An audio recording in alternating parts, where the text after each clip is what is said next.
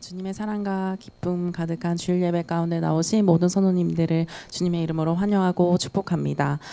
우리 좌우 바라보시면서 우리 환하게 웃는 얼굴로 우리 예배 문을 열었으면 좋겠습니다. 우리 반갑습니다. 환영합니다. 이렇게 인사하겠습니다.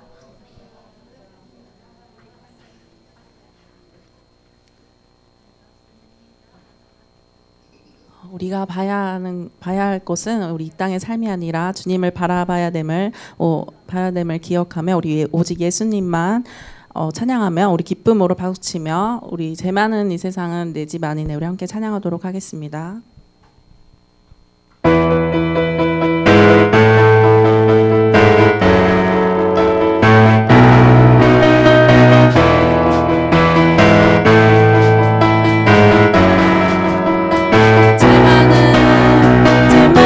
세상은 내 집 아니네 내 모든 보화는 저 하늘에 있네 저 천국문을 열고 나를 부르네 나는 네, 다시 한번 찬양하겠습니다. 죄 많은 이 세상은 내 집 아니네 내 모든 보화는 저 하늘에 있네 저 천국문을 열고 나를 부르네 나는 이 세상의 정들 오주님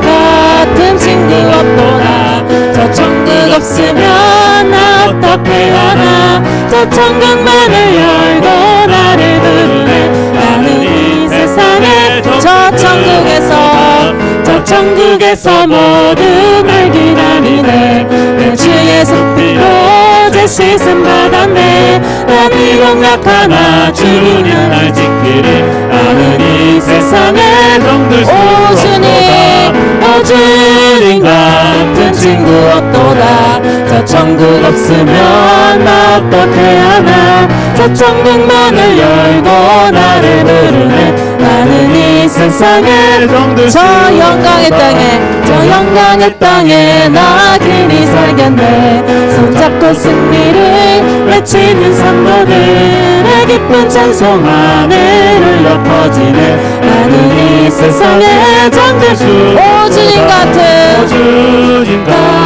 친구 없도다 저 천국 없으면 나 어떻게 하나 저 천국문을 열고 나를 부르네 나는 이 세상에 오주님 같은 친구 없도다 저 천국 없으면 나 어떻게 하나 저 천국문을 열고 나를 부르네 나는 이 세상에 오주님 같은 친구 없도다 저 천국 없으면 나 어떻게 하나 저 천국문을 열고 나를 부르네 나는 이 세상에 슬픈 마음 있는 사람 예수 이름 믿으며 영원토록 변함없는 기쁜 마음 예수의 이름은 세상의 소망이요 예수의 이름은 천국의 기쁨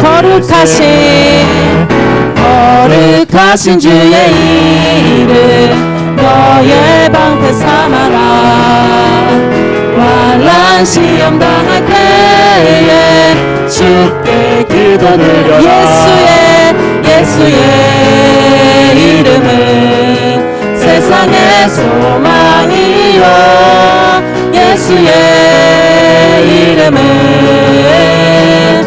우리 소리 높여 찬양했습니다. 존귀하신 주의 이름 우리 기쁨 내도다 주의 품에 안길 때에 기뻐 예수의 이름은 세상의 소망이요 예수의 이름은 천국의 기쁨 우리 갈 길 나간 후에 보좌 앞에 나가 왕의 왕께 경배하며 열루 하늘을 예수의 이름은 이름은 세상의 소망이요 예수의 이름은 전국에 우리 4절 다시 한번 하겠습니다. 우리 갈 길 다가는 의의 보좌 앞에 나아가 왕의 왕께 경배하며 멸류 예수의 이름은 세상의 소망이요 예수의 이름은 전국의 길 예수의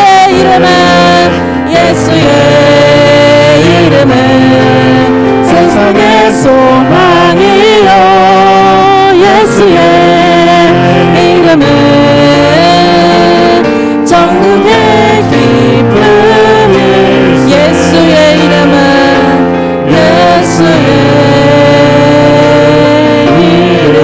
세상의 소망이요 세상의 소망이요 예수의 이름은 전국의 기쁨일세.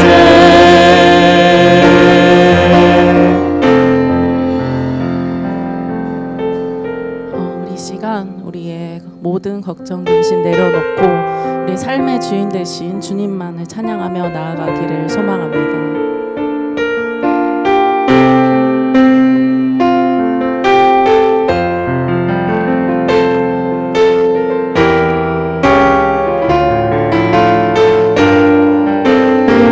고백하겠습니다. 내가 주인 삼은 모든 것 내려놓고 내 주 대신 주 앞에 나가 내가 사랑했던 모든 것 내려놓고 주님만 사랑해. 내가 주인 삼은 모든 것 내려놓고 내 주 대신 주 앞에 나가 내가 사랑했던 모든 것 내려놓고 주님만 사랑해. 주 사랑 멋진 풍랑에도 깊은 바다처럼 나를 잠잠케 해. 주 사랑 내 영혼의 반석 그 사랑 위에 서리. 내가 주인 삼은 모든 것 내려놓고 내 주 대신 주 앞에 나가 내가 사랑했던 모든 것 내려놓고 주님만 사랑해. 주 사랑 거친 풍랑에도 깊은 바다처럼 나를 잠잠케 해. 주 사랑 내 영혼의 반석 그 사랑 위에 주 사랑 거친 풍랑에도 깊은 바다처럼 나를 잠잠케 해. 주 사랑 내 영혼의 반석 그 사랑 위에 온 마음 다해 사랑하며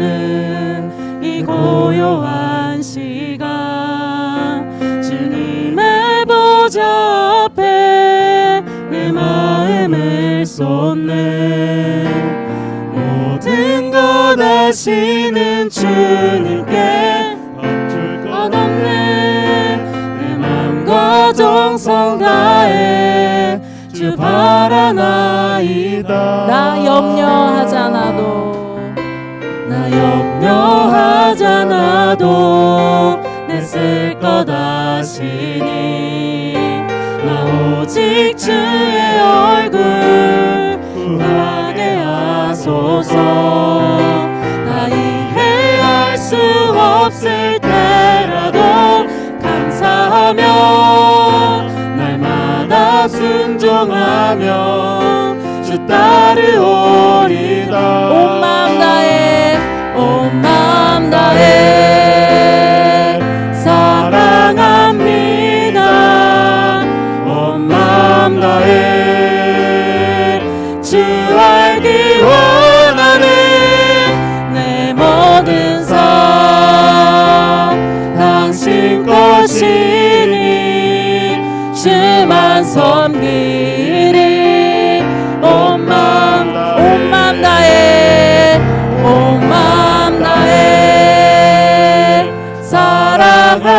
사랑합니다 온 마음 다해 주 알기 원하는 내 모든 삶 당신 것이니 주만 우리 자리에 일어나서 함께 찬양하도록 하겠습니다 온 마음 다해 사랑합니다 온 마음 다해 주 알기 원하는 내 모든 삶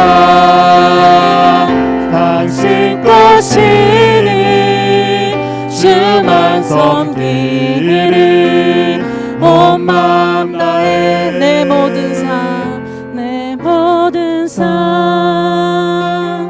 당신 것이니 주만 섬기리 온 마음 다해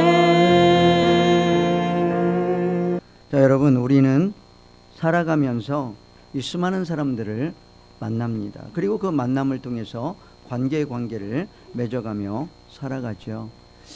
이 사람이라는 존재는 혼자 살아갈 수 있는 존재가 아니에요. 사람은 하나님께서 창조하실 때 더불어 살아가도록 그렇게 만들었습니다. 그렇게 창조하신 거죠. 그래서 우리 인간 사회의 구성원을 보면은 작게는 가족 공동체, 또 마을 공동체, 도시 공동체, 나라 공동체, 또 요즘은 글로벌 시대잖아요. 그래서 글로벌 공동체, 또 우리 실만한 물가교회는 우리 믿음의 공동체로 형성이 되어져서 서로가 이렇게 관계를 맺으며 코이노니아를 하며 살아가는 거죠.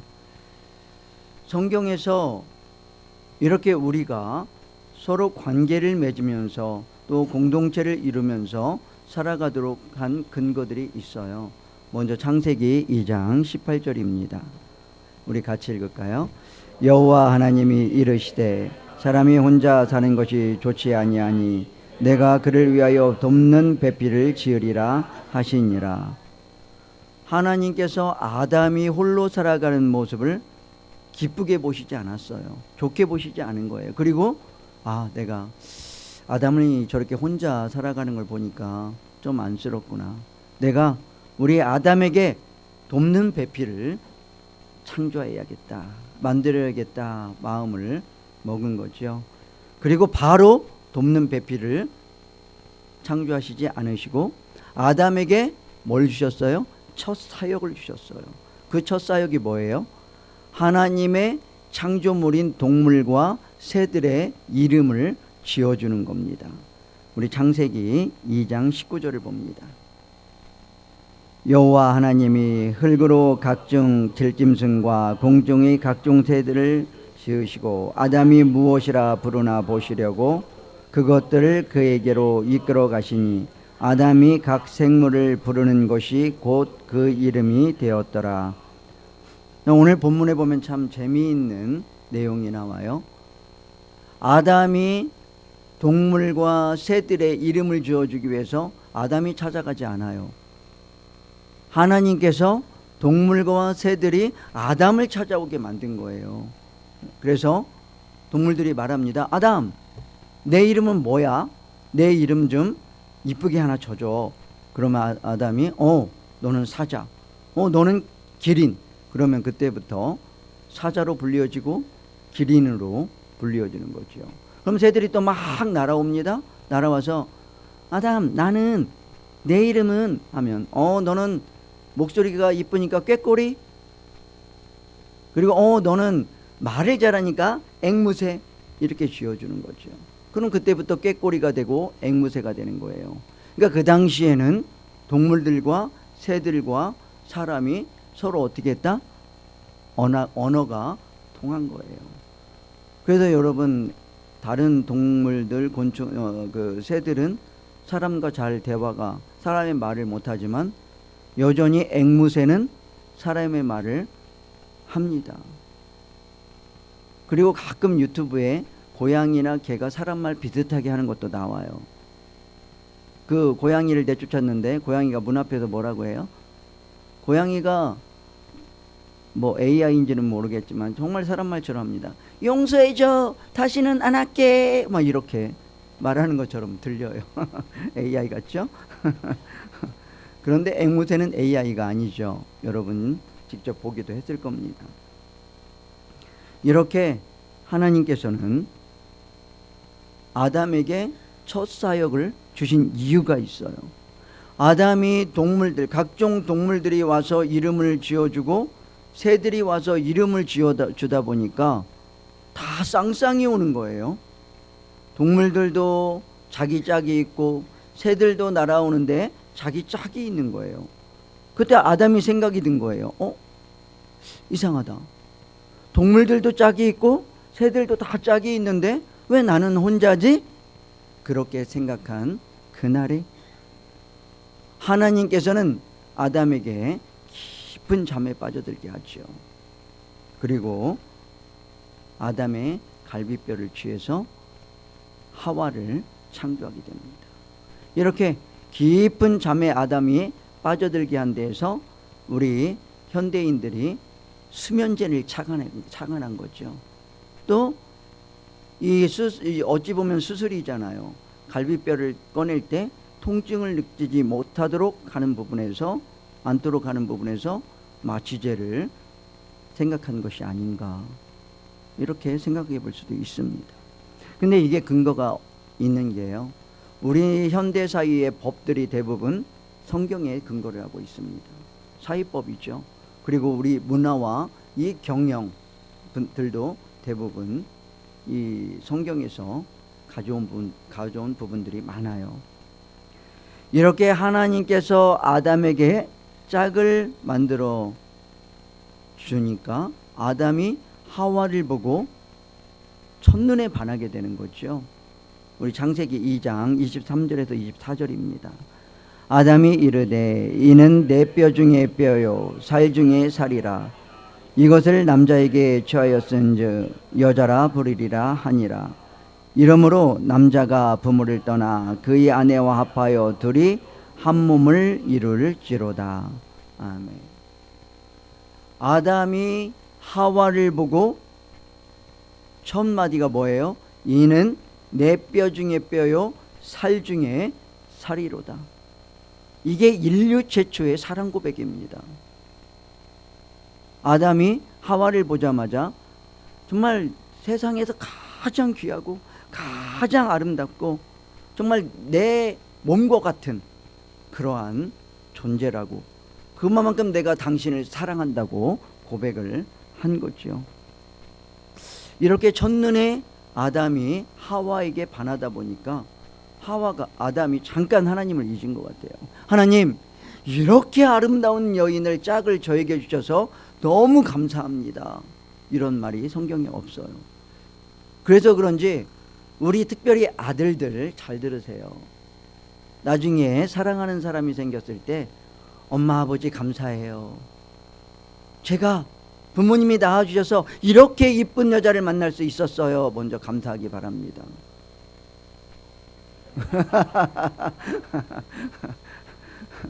근데 대부분의 우리 아들들은 여자에게 많이 빠져들어요.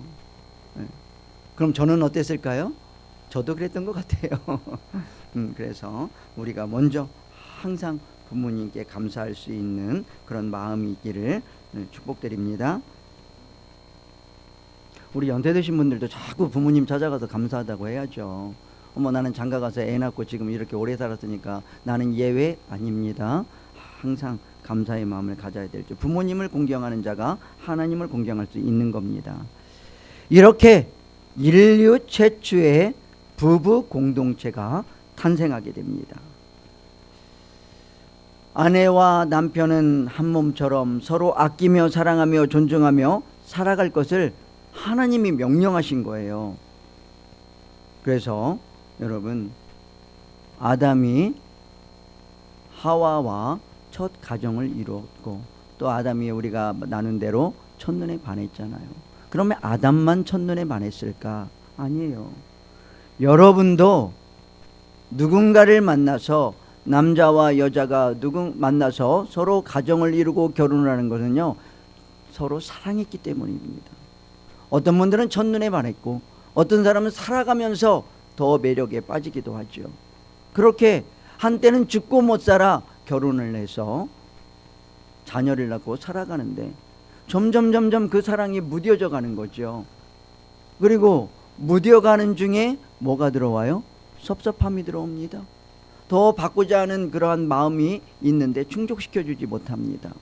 그러니까 그 마음에 사랑 대신에 점점 어두운 그림자가 들어와서 미움이 되어지는 거예요. 이 무뎌진다라는 게 참 무서운 거예요. 이스라엘 백성이 출애굽을 하면서 10가지 하나님의 기적을 체험했습니다. 홍해가 갈라지는 기적도 체험을 했어요. 또 하나님께서 만나와 메추라기를 내려주세요. 낮에는 구름기둥 200만, 거의 200만에 가까운 이스라엘 민족이 그 구름기둥으로 인해서 햇빛을 쬐지 않고 시원한 그늘에 있을 정도의 놀라운 기적을 하나님께서 매일매일 베풀어 주십니다. 밤에는 이스라엘의 모든 민족이 추위에 떨지 않도록 하나님께서 불기둥으로 구름처럼 쫙 퍼지게 해서 그들에게 따뜻하게 밤에 잘 수 있도록 만들어 주세요. 눈으로 하나님의 임재를 바라보면서 매일매일 보니까 무뎌지는 거죠. 고마움을 못 느끼는 거예요. 하나님의 사랑을 못 느끼는 거예요. 무뎌져 가는 거죠. 여러분, 무뎌진 칼은 쓸 수 있어요, 없어요? 쓸 수는 있겠지만 정말 힘들죠. 그러다 결국은 어떻게 해요? 버려지는 거죠. 다시 갈아 쓰려면 얼마나 힘들어요.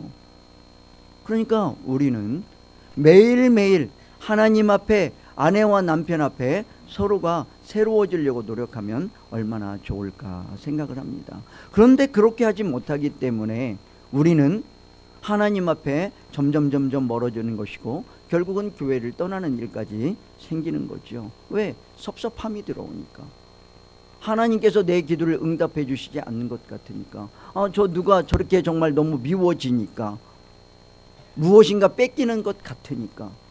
그래서 우리는 점점 멀어질 수 있다는 거예요. 그러면서 뭐가 생겨요? 충돌과 갈등이 생기는 거예요. 이러한 것들이 해결이 되어지면 좋은데 점점 심화가 되어지는 것이 보통 우리 사람들의 관계입니다. 그러다가 어디까지 가요? 왼수까지 되어지는 거죠. 그리고 사단은 그 틈을 타서 부부의 관계를 깹니다. 가정이라는 믿음의 공동체를 무너뜨려야 교회가 무너지기 때문에 그 공동체를 무너뜨리려고 하는 거죠. 그리고 또 우리 믿음의 공동체에도 트러블이 생겨서 서로가 다투게 만드는 거죠. 근데 이거를 해결하는 아주 간단한 방법, 좋은 방법이 있어요. 뭐예요? 이해해주고 용서하는 거예요.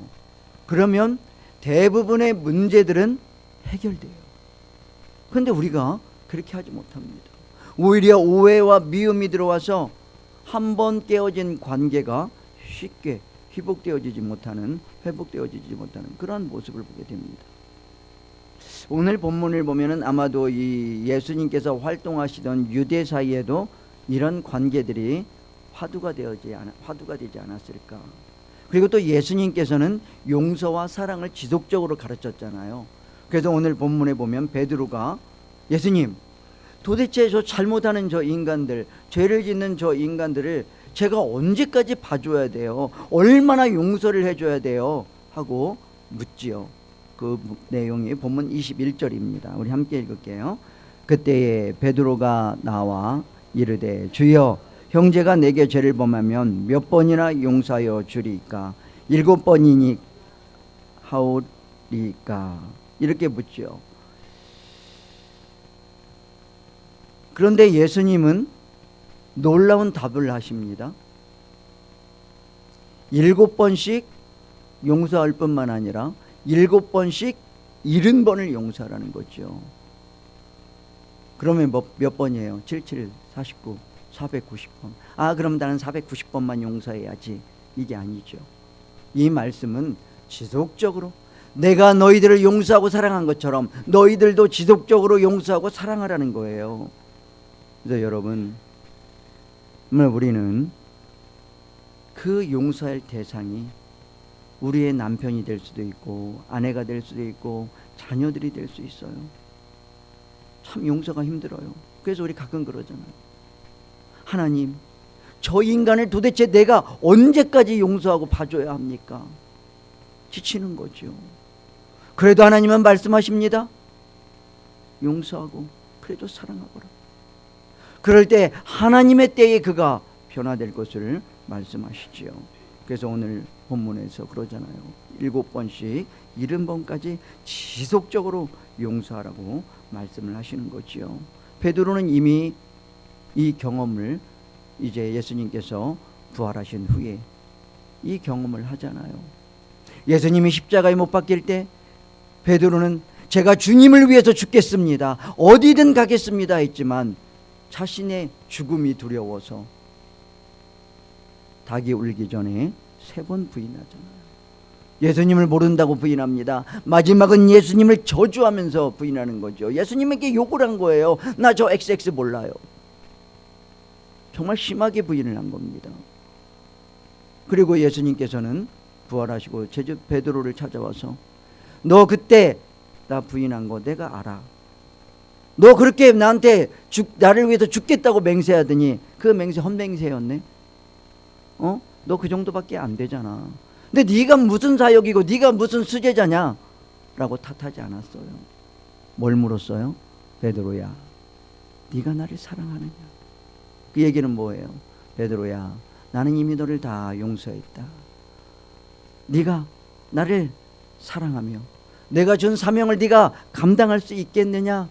감당하며 그 사명을 지키고 끝까지 죽음을 이겨내면서까지 그 사명을 감당하겠느냐 물어보는 거죠. 이 질문이 지금 이곳에 있는 우리에게 예수님께서 하시는 질문입니다. 바빠도 힘들어도 어려워도 너희들은 지금 내가 준 사명을 잘 감당하고 있느냐? 그 사명을 감당하는 것이 너희들이 말로만 사랑하는 것이 아니라 그 사랑을 행동으로 보이고 있는 것임을 말씀하고 있는 거지요. 또 하나님께서는요, 사울이 하나님을 말씀에 불순종하고 말씀을 거역하잖아요. 그래서 사울을 오죽하면 사울을 선택한 것을 후회했다고 해요. 여러분, 여러분을 선택한 것을 하나님께서 후회하면 되겠어요? 아이고, 내가 내가 왜 낳는지 모르겠다. 내가 10개월 동안 배 아파가지고 왜 낳는지 모르겠다. 이렇게 말하는 분들이 있죠. 그 말 들어본 분들 손 내려보세요. 네, 그런 말은 해서도 안 되고, 또 우리가 들어서 또 그걸 가지고 마음속에 막 상처로 갖고 있어도 안 되겠죠. 그만큼 많이 사랑하기 때문에 그런 거예요. 그러니까 하나님도 사울을 선택하시고 그 사울에 대한 기대치가 많았던 거예요.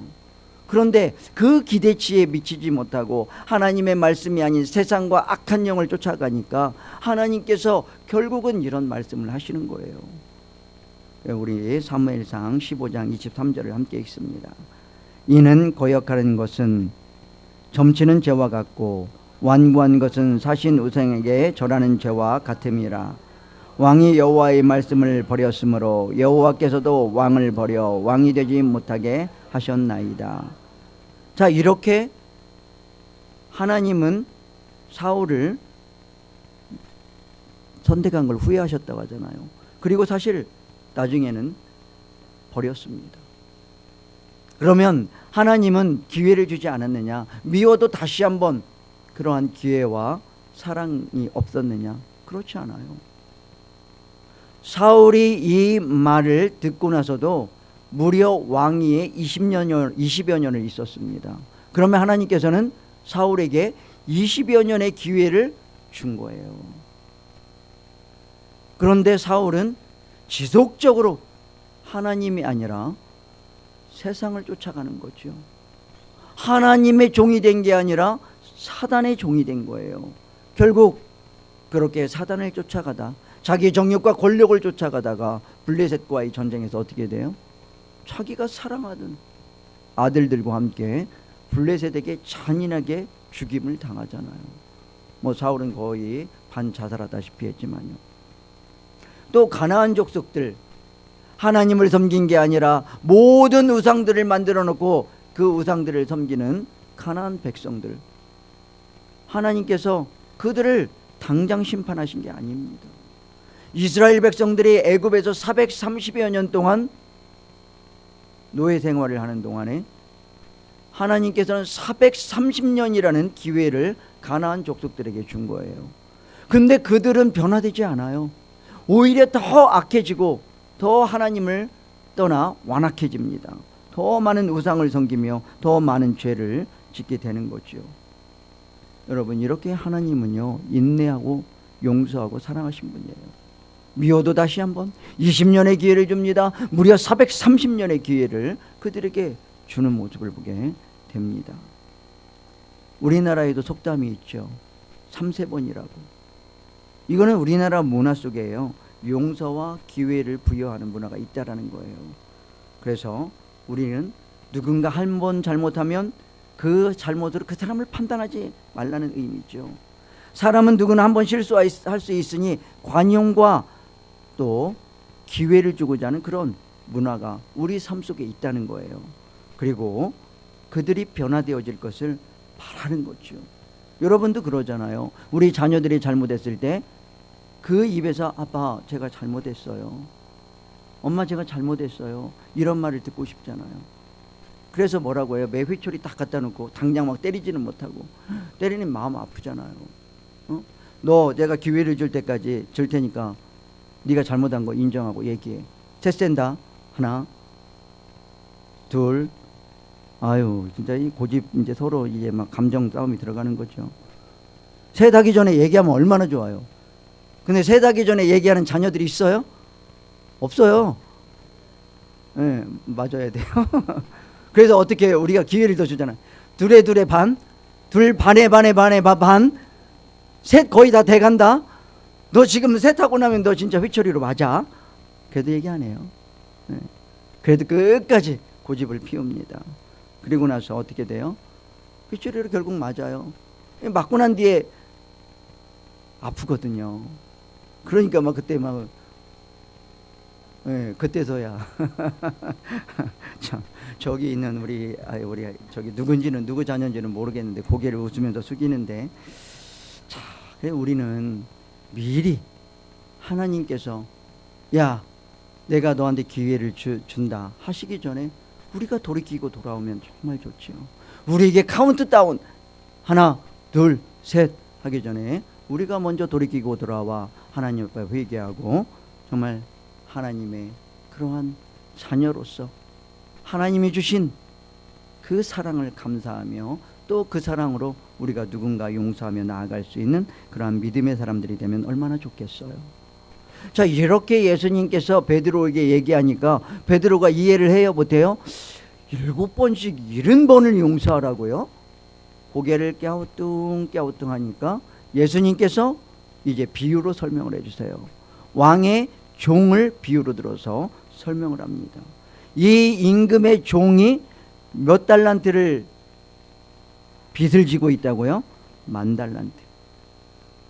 그래서 그 10,000달란트를 갚으라고 하니까 이 종이 갚을 능력이 안 되는 거예요. 그러니까 그때 사위법대로 그러면 너도 팔고 네 아내도 팔고 네 자식들도 팔고 네 소유를 다 팔아서 네가 갚지 못하는 그 빚의 일부를 충당해야겠구나.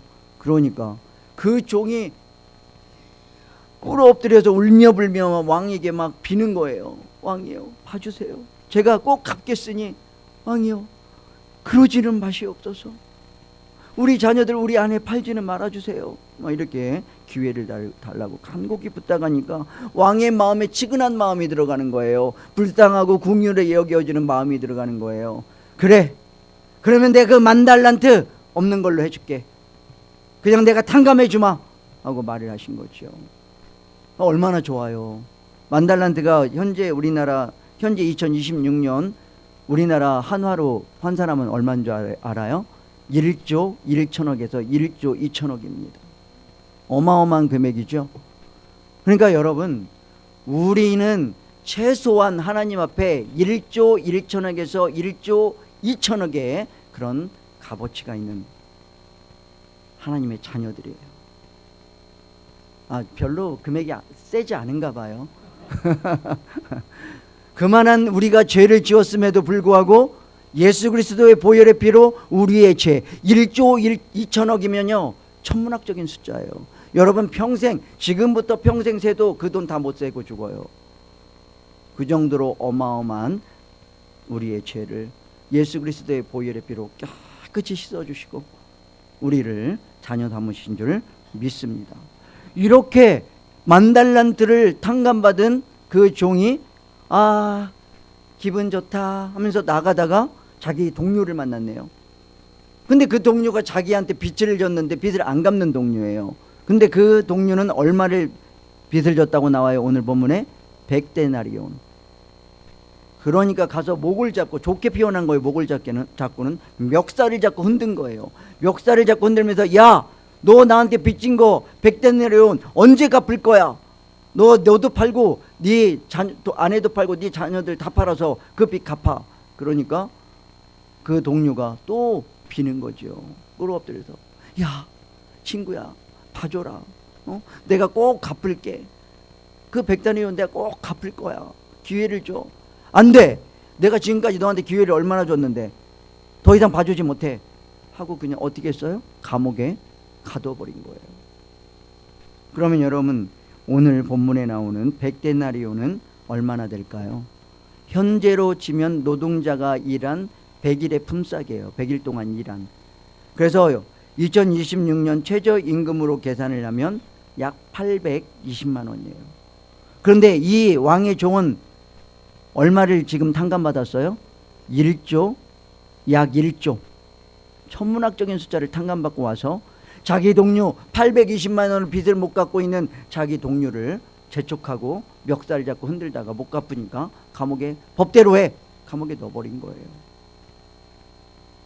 자신은 12만 5천 배의 빚을 탕감받고 그보다 정말 셀 수도 없이 작은 금액을 용서하지 못한 거죠.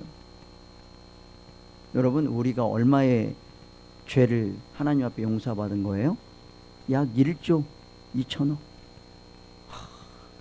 1조만 빼도 엄청난 돈이에요. 그런데 아니, 내 주변에 아내나 남편이나 자녀나 주변 사람들이 겨우 이만한 내 자존심을 건들고 또 내 마음을 흔들어대고 나를 충족시키지 못했다고 해서 그 손톱만한 죄를 용서하지 못하고 그 사람을 벼랑 끝으로 낭떠러지로 밀어붙이고 있지는 않은지 우리의 모습을 바라봐야 돼요. 예수님은 십자가에 못 박혀서 그 고통과 수치를 당하면서까지 우리의 그 셀 수 없는 천문학적인 금액으로 치면 그 숫자를 용서하여 주셨는데 우리는 그 용서가 없다는 거예요. 그래서 우리는 지금 우리가 용서하지 못하고 있는 그 상대를 생각해야 됩니다. 그렇지 못하다면요, 우리는 왕의 종과 같은 자예요. 나는 하나님 앞에 그렇게 죄를 탕감받고 용서 안 받고 나는 용서하지 못하는, 이 조그마한 죄까지도 용서하지 못하는 그러한 모습이 우리의 모습일 수 있습니다. 이 소식을 임금이 들은 거예요. 그래서 임금이 화가 났습니다. 그 내용이 본문 32절에서 34절입니다. 함께 읽습니다. 이에 종이 그를 불러다가 말하되 악한 종아, 내가 빌기에 내가 내 빚을 전부 탕감하여 주었거늘 내가 너를 불쌍히 여김과 같이 너도 내 동료를 불쌍히 여김이 마땅하지 아니하냐고 주인이 노하여 그 빚을 다 갚도록 그를 옥졸들에게 넘기니라. 이 용서하지 못한 종을 이 임금은 뭐라고 불렀어요? 악한 종이라고 불렀습니다. 우리도 용서하지 못하고 이렇게 임금의 종처럼 여전히 마음에 미움을 품고 있다면 우리도 하나님이 말합니다. 이 악한 종아, 네가 나한테 그렇게 용서 안 받고 너는 용서하지 못하느냐? 그러고 다시 네 죄를 네가 다시 가져갈지어다. 이럴 수 있다는 거예요. 그렇기 때문에 우리는 항상 우리가 하나님의 은혜로, 불가항력적인 은혜로 우리가 용서받았음을 우리가 기억해야 됩니다. 그래서 우리도 다시 한번, 미워도 다시 한번 손을 내밀고 끌어안으며 용서하는 그러한 믿음의 사람들이 되기를 축복드립니다.